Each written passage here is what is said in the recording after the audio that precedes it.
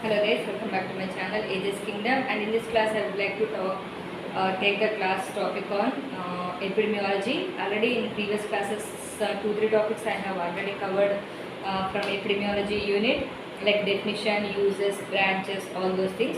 And in this class I am going to discuss epidemiological triad. It is a very important question for BSc nursing second years. It is a 15 marks question, and for GNMs it is a 10 marks question. So listen carefully. So already we said in the epidemiology, it is the presence of disease distribution in a population. So when you are thinking that disease distribution in a population, there should be a 3 factors correlating with one another, then only a disease can spread or exist in the population. If any one of the factor is missing also, person will not get any disease or illness. So here the 2 things are there, communicable diseases or non-communicable diseases. So when I want to list out communicable diseases, there are so many conditions are there, like that which is transmitting from one person to another person. So best example, so many are there, like diphtheria, pertussis, tetanus, tuberculosis, AIDS, then polio. I think it's now they are doing a lot of works to eradicate polio, and even polio is one of the contagious disease. Whereas non-communicable disease means like we can say cancer, heart diseases, hypertension, diabetes, which are not transmitting from one person to another person through contacts. By hereditary it will come, but through contacts if we get it, that call it as a communicable disease. If it come, it is not causing any contagious, that we call it as a non-communicable disease. So here I am speaking both things. So either communicable diseases or non-communicable diseases should present in a public or a population. Compulsory 3 factors should be correlated, then only we call it as a epidemiological triad. So from that, the first factor is agent, and the second factor is environment. Second factor is environment, and the third factor is host. So I will discuss in detail 3 factors, how it is correlated, how disease will be correlated. Agent. Agent means when you want to get any disease of anything, if you want to get compulsory, if it is an infectious disease means compulsory a biological agent should be there, like a virus, bacteria, fungus, protozoa. So like this, any kind of biological agent should be there, then only the disease will be transmitted from one person to another person. So in this I am going to discuss some of the points, like first one is biological agents. Already I have given example of biological agents means bacteria, virus, fungus, protozoa. Okay, so like this different kinds of biological agents are important, then only the disease will be transmitted. So that's the first factor. And the second factor is physical factors. Physical factors. If physical agents are there, suppose extreme hot, it is also one of the agent, isn't it? Extreme hot causes heat stroke. It is a non-communicable disease. Person can die, and public can die. One group of community can die. So physical facilities or physical factors like extreme hot, extreme cold, or any seasonal changes like a rainy season, this is all called physical factors. So examples, heat and cold. So because of the cold, especially in areas where the people are living near to the coldest places like Kashmir, they will get a cold frost. So the fingers may have some certain kinds of diseases because of the extreme cold. And that is also one problem, non-communicable disease. So the total community of that particular part will be affected. So this is a physical agent. So in this I am going to discuss heat and extreme cold. And third one is chemical factors. Yes, chemical factors also can cause illness.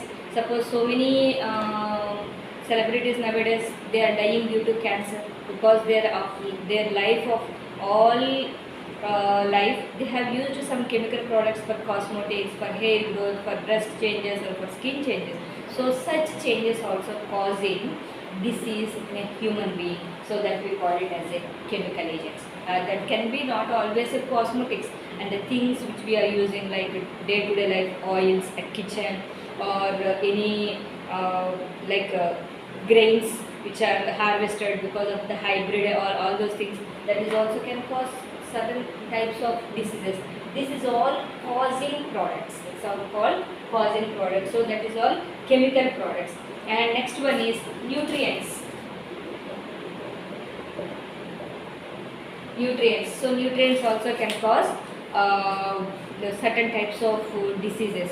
So you know that if you eat outside food or high fatty food or high salted food, that can cause certain types of illnesses. If you are taking a high fatty food, and that can cause cholesterol, and heart attack also can be there, can occur, or coronary artery disease can occur. So that is called as a nutrients also can be sometimes an agent which can cause disease. Okay, and next one is, we call it as a mechanical things. So total 4 already I have listed, and next one is mechanical. Mechanical means no other reasons are there, but still like the person who is working in any factory or any industry. So suddenly he got an injury, and the leg was amputated or hand was amputated, and he become some injured person. So now the host become an injured person because of the mechanical injury. Because of the mechanical injury, or suddenly when they are operating machine, sometimes the fingers may be cut down, and so such things can happen. Let's call it as a mechanical injuries. So this is all call it as a agent factors, means the factors which can produce the disease. So first one is biological agents, physical agents, chemical agents, nutrients, and even mechanical agents. These all agents can cause illness or disease in a human being. But here I am telling you very important thing. Agents are ready, but if host, that means the human being who has to suffer, if that person is not ready, then the disease will not spread. Think that I am not exposed to any biological agents, or I am very safe with the physical environment, I am not exposed to too extreme cold or extreme hot, or I don't use any chemical products and I use very healthy diet, and I am not exposed to any mechanical injuries, then host will not get disease at all. That means if agents are ready, host is not there, means disease will not spread. So second important factor is host factor. Host is nothing but the person who receives the agent, and helps to develop the disease. Who receives the agent and helps to develop the disease. So that person, so host means it can be a human being or it can be a animals also. Everybody knows that human being is the main source for receiving the agent and causing or producing some disease.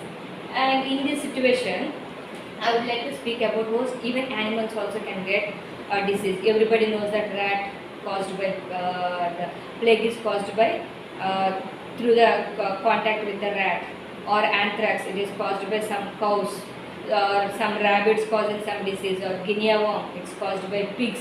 So some diseases can be spread through animals also. So host cannot be always a only human being, it can be a human being or animals also.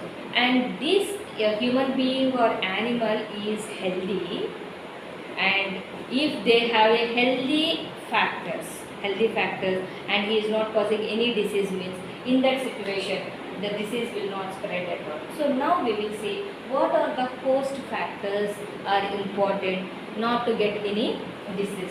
So the first factor of the host is age. I think everybody knows. Now I am speaking about host factors. Age. I strongly believe age is the major factor for getting any kind of disease. So in that best example is children, especially below 5 years, are high risk of getting so many communicable diseases. Already I have discussed diphtheria, pertussis, tetanus, measles, then tuberculosis, polio. This is called as a 6 killer diseases. So 6 killer disease is very, very common in age of below 5 years. So if they are below 5 years, the host is already a risk person to receive the disease. Or a person of old age, already their immunity power has come down, and there is a chances of getting, risk of getting so many diseases. So first, a host factor or a person who produces the disease, so that is called as a age factor. Age, host, and in this first factor we have discussed age and sex. And you know that very well, some of the disease conditions are familiar for certain sex. Like we can say heart diseases are high in males, and stomach cancer, or cervical cancer is common in females. Like that, certain diseases are very things limited to only certain sex groups. So that is called sex factor. And the third one is race. If you are living in a particular territorial area, then that all race people are carrying certain kinds of diseases. Like some heart diseases are familiar with Nigerians, and some stomach cancer is very common in China. So this also influences for receiving the disease and can produce a disease. That's called race. Next, fourth factor is nutritional status. It is definitely I agree with this, because if you are taking a good nutritious diet, if agent is exposed also, you may not produce the disease immediately. And if you expose also, there's chances of getting the destroying of this all agent factors. Still host is received also, it will not cause much damage if your nutrition status is good. So that is the fourth factor. And fifth factor is occupation. Definitely your occupation will influence for the spread of disease. During COVID time, this is the only thing happened for healthcare professionals. I'm not speaking about a nurse, but healthcare professionals. What happened? The most of the nurses and the doctors and some people have died because maybe their nutrition status is good, their age is good, their sex and not limited, and then their occupation is in such a risk position that they have a high risk of getting the disease. Let's call it as a occupation. So occupation also can increase the chances of getting the disease to the host. And next one is behavioral factors. So I am telling you here, you just listen that topic and write the exam. That much I can give you assurance. But how much elaboratively you will study, you will score more marks. But with this content, you can able to write in detail for 10 marks, 15 marks very easily. So that is behavioral factors. So in the behavioral factors, you can see what kind of behavior he is having. So suppose he is an alcoholic or he is a smoker, as he is going and exposed to so many people, and there is a risk of getting the disease very high. Suppose if you take an example of Mumbai red light area, if in that area the people who exposed to the sex workers or prostitutes, there is definitely chances of getting a disease of biological agents. So that means even behavior of the individual and lifestyle of the individual also can influence. Behavior of the individual and lifestyle, it is very important. Suppose your lifestyle is very bad, very poor, you are not doing it a proper way. So in that situations, definitely there is a chances of getting the risk for getting the disease is very high. Like you take only outside stuff, or you take only the food which is having high cholesterol, high fat and high sugars, then there is chances of getting the disease very easily, and this agent can attack you very easily, and you are the prone person to exhibit the disease or illness. So that is lifestyles. And next one I am saying customs and habits also can increase the chances of getting disease. Customs and habits.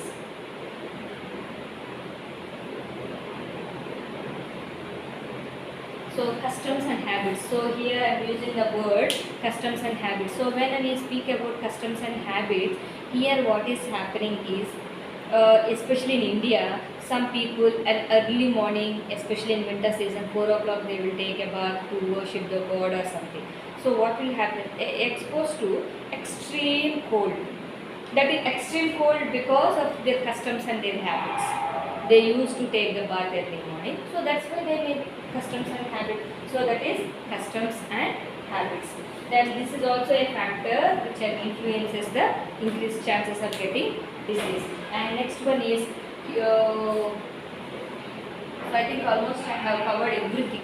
So these are the host factors which can influence the individual to get the disease. So I think I am giving you a lot of content in this class.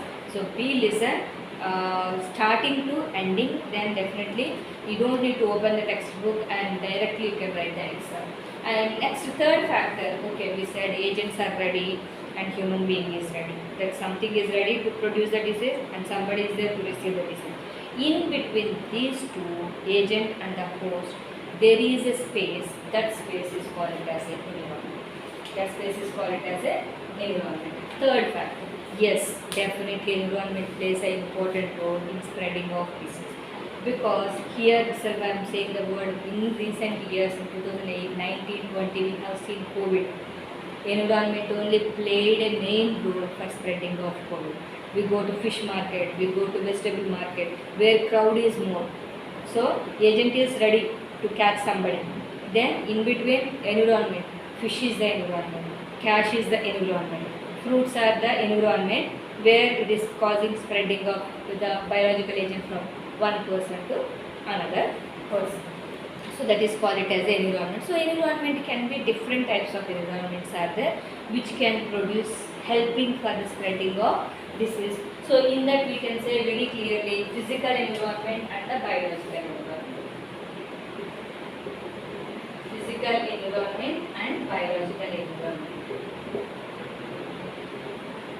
So physical environment means, suppose already during COVID time they said in the gates, if any viruses or bacteria is there, it will be die automatically if you are exposed to the hot, or we wash the clothes and put it dry it in the hot sun.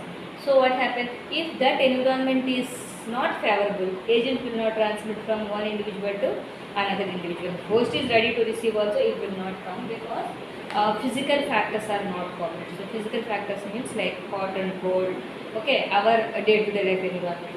Whereas best example we can say like seasonal. In rainy season, mosquitoes breeding, because the water will be filled in some places, and in that the mosquito breeding will be very high. That's why you can see in rainy season all mosquito-borne diseases are very high. Like you can say dengue, chikungunya, then malaria, filaria. All these are common in certain seasons. So environment also is one of the favorable factor which is helping for spreading of disease from one person to biological environment means everybody knows that the like environment which is favorable for growing of certain microorganisms.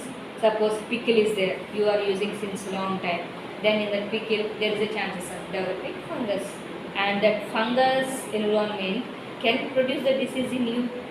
So that is called it as a environment. So in environment mostly we discuss about physical and biological environment.